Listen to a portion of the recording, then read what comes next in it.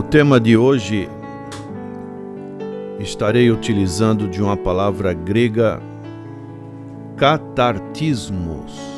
Repetindo, catartismos. Talvez você nunca tenha ouvido esta palavra. Esta palavra significa aperfeiçoamento.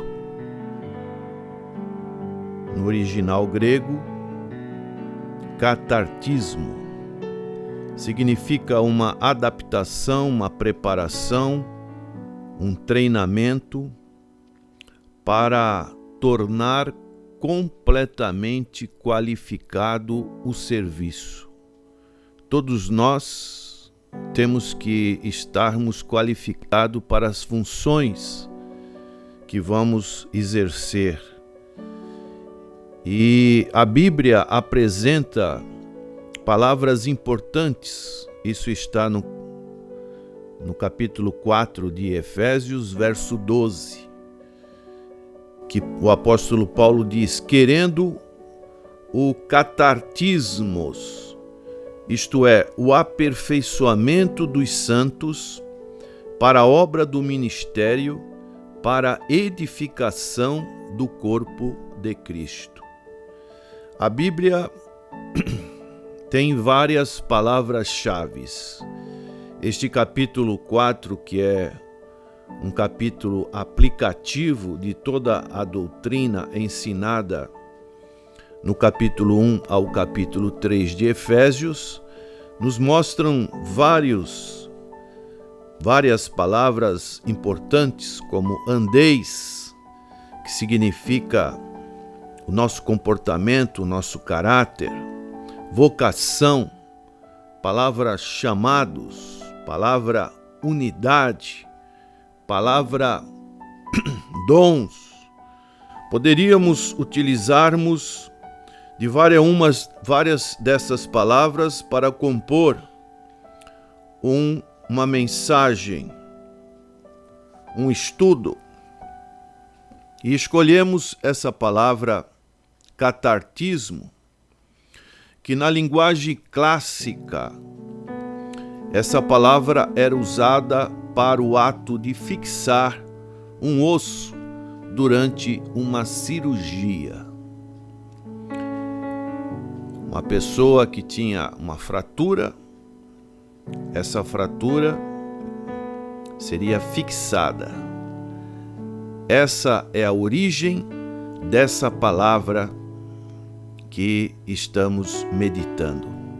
Assim, podemos trazer essa imagem para a igreja, que é o corpo de Cristo, que é uma outra palavra importante que o apóstolo Paulo aplica neste livro de Efésios, e nós podemos, usando a figura de um corpo humano, sendo colocado para a igreja, nós temos o grande médico, que é o Senhor Jesus Cristo, agora está fazendo todos os chamados ajustes necessários para que a igreja não fique deslocada.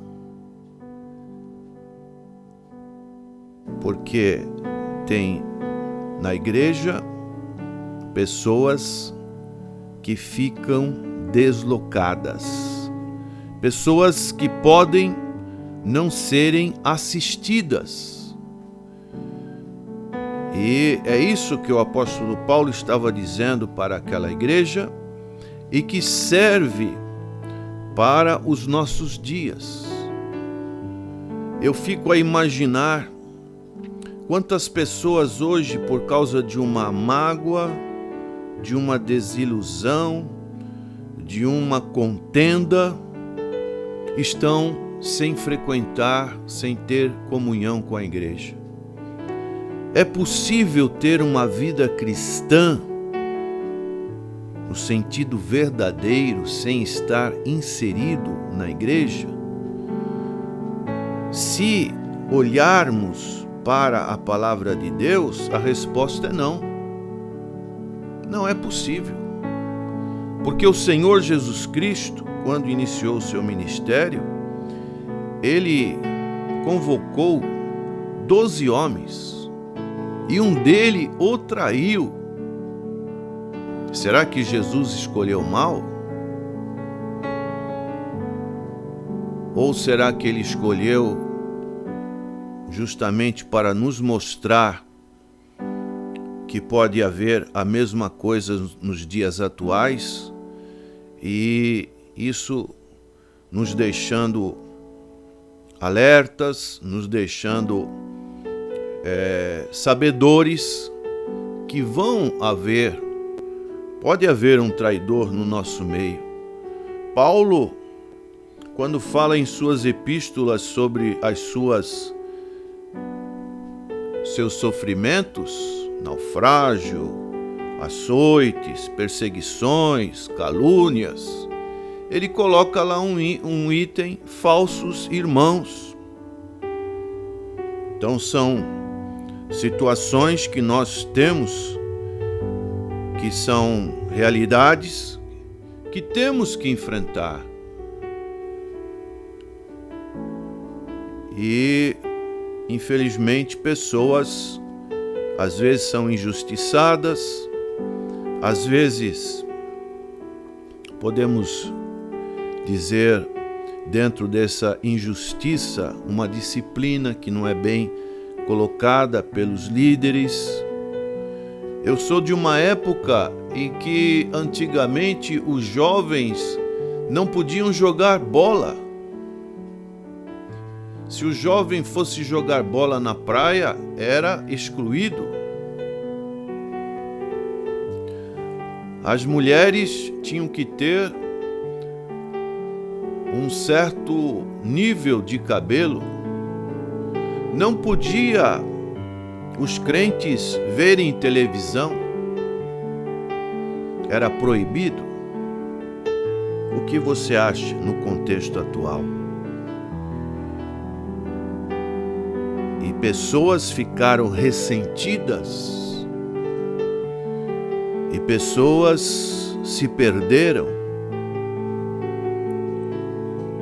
Por isso, a disciplina eclesiástica é algo que visa a correção de algum membro que não está andando de acordo com aquilo que a Bíblia aponta. Mas essa disciplina também ela precisa ser bem dosada, porque senão podemos entrar, como o Senhor contou em Lucas capítulo 15, a parábola do filho pródigo. E nós vemos na figura daquele irmão mais velho a figura dos escribas, dos fariseus, dos sacerdotes, dos saduceus, que quando viram aquele filho retornar à casa do pai, julgaram que aquele filho não tinha mais direito de ser considerado um filho legítimo, porque foi um filho desobediente que gastou todos os seus bens dissolutamente com meretrizes. Agora, como que esse pai vai dar mais uma chance para aquele filho? Isso era inconcebível no seu julgamento. E hoje nós vemos os homens fazerem os seus julgamentos. Quantos comentários nós temos a respeito na Suprema Corte? Isso cria opiniões, e nós vemos que a justiça do homem é falha. Somente Deus, o justo juiz, ele traz uma justiça que é uma realidade. Ele sabe pesar as coisas. E aqui nós vemos essa palavra que o apóstolo Paulo coloca para que haja esse catartismo, esse aperfeiçoamento dos santos, essa engrenagem que muitas das vezes está incompleta. É como os dentes. A maior parte de uma dentição sadia são 28 dentes. Se falta um dente, há uma desarmonia do que nós chamamos oclusal. O funcionamento fica prejudicado. Aí as pessoas falam assim: esse dente é lá do fundo, não tem importância. Se fosse da frente, já pensou? Ficar sem um dente na frente dá uma aparência desagradável para a pessoa. Logo a pessoa procura resolver aquela situação. Assim é com a igreja. Esse irmãozinho não vai fazer falta. Mas Paulo diz que todos são importantes para o bom funcionamento, para o aperfeiçoamento dos santos. Uma totalidade que é recuperada quando se coloca um substituto nesse dente que foi perdido, volta-se ao equilíbrio, a um bom funcionamento. Assim é com o braço, assim é com uma peça de um carro que está faltando, que agora é colocado. Uma função foi descoberta, mas agora se coloca um substituto. Então essa é a obra do ministério. É uma iniciativa de cada membro deve ter. Não é algo exclusivo dos líderes. Os líderes que são mencionados no verso 11, apóstolos, profetas, evangelistas, pastores e doutores, eles têm a sua função. Mas muitas das vezes, uma pessoa sente o desejo de querer fazer algo para o Senhor, ela não precisa ficar esperando um convite de seus líderes. Ela sabe que, por exemplo, evangelizar é algo necessário, orar é algo necessário, frequentar a casa de Deus é um imperativo, visitar os doentes, visitar os órfãos,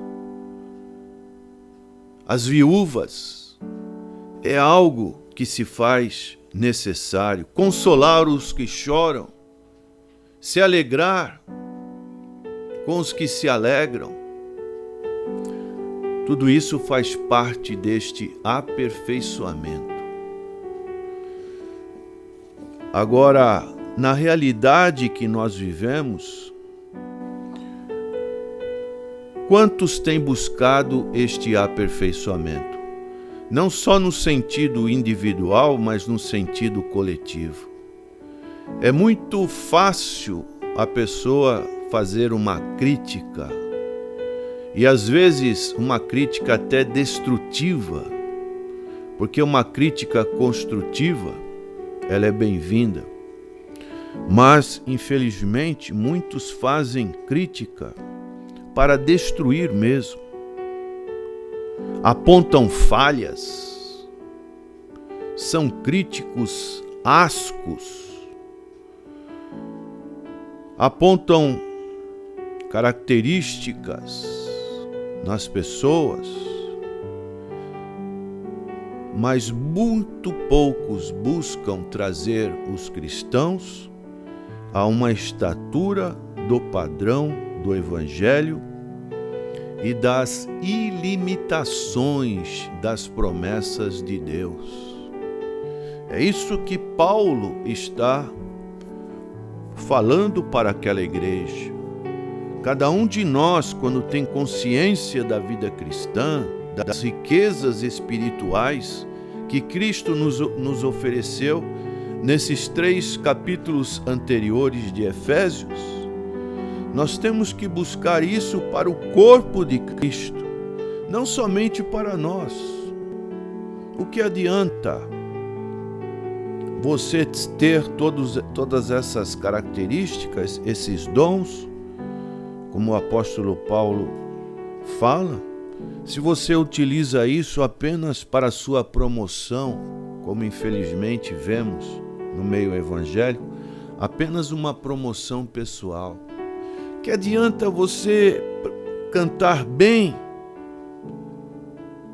mas você não vê vidas sendo edificadas, aperfeiçoadas?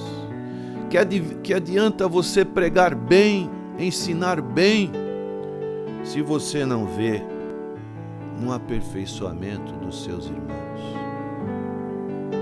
Você acha isso válido? Mas quando nós vemos que os cristãos estão tendo esse catartismos, este aperfeiçoamento, estão amadurecendo, é o que Paulo fala neste capítulo. Não são mais meninos inconstantes, como é comum ver isso dentro da igreja. Mas agora são pessoas amadurecidas,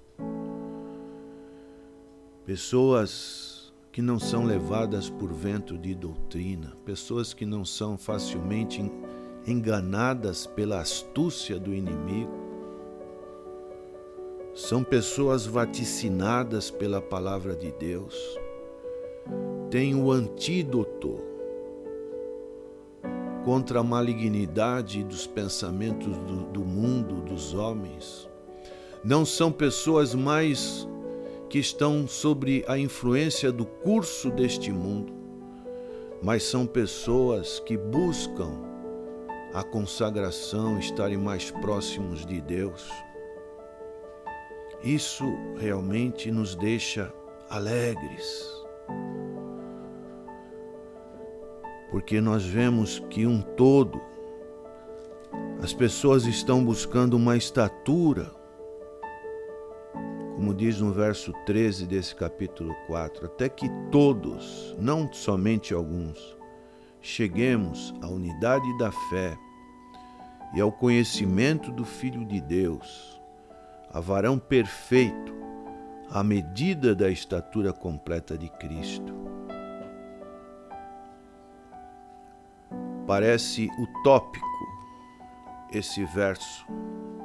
Será que é possível? Na nossa natureza humana realmente não é possível.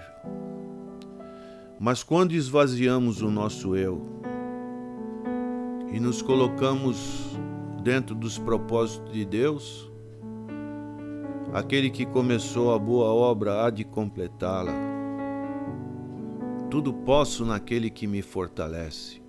E prova disso foi o próprio apóstolo Paulo, que era o perseguidor das igrejas, se considerava o mínimo dos apóstolos. Ele conseguiu vivenciar essas riquezas espirituais. Que maravilha quando uma pessoa busca essa riqueza espiritual. Não fica olhando simplesmente encontrar imperfeições, falhas dentro da igreja, mas buscam ajudar outras pessoas que ainda não têm essa maturidade a se fortalecer em Cristo, a abrirem o seu entendimento, não fazerem os seus juízos como os fariseus, os saduceus, os sacerdotes, mas buscam compaixão, como o Senhor Jesus ensinou. Que Deus possa nos abençoar, Igreja do Senhor, na nossa geração, haja esse catartismo, este aperfeiçoamento, para que cheguemos à estatura do varão perfeito que é o Senhor Jesus Cristo. A Ele toda a honra, toda a glória, pelos séculos dos séculos. Amém.